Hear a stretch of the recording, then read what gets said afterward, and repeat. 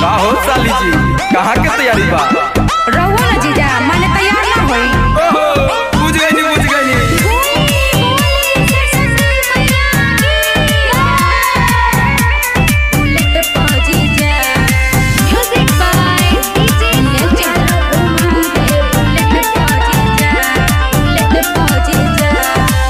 जाय छापो दर्शन माई के तोरे, काहेला लगलो हो सोचे सबरे।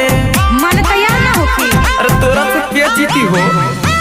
जाय छापो दर्शन माई के तोरे, काहेला लगलो हो सोचे सबरे।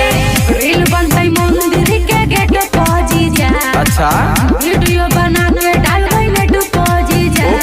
बुलेट पर जीजा, बुलेट पर जीजा। ओहो, ले चलो घुमा दे बुलेट पर जीजा। बुलेट पर जीजा, बुलेट पर जीजा। ले चलो घुमा दे बुलेट पर जीजा। डीजे सुमित, ले चलो घुमा दे बुलेट पर जीजा। बुलेट पर जीजा,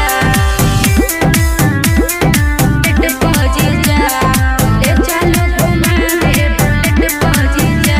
आज मानव नया के कहल का जीजा। सूट पहन के तैयार छियै ललका जीजा।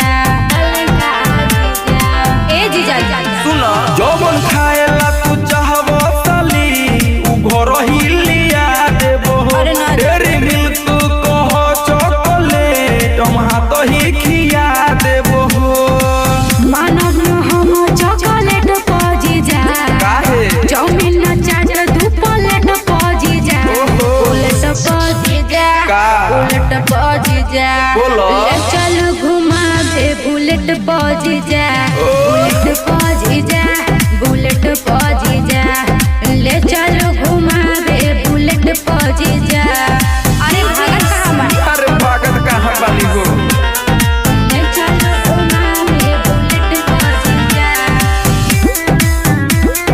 बुलेट पर जीजा। ले चल घुमा दे बुलेट पर जीजा।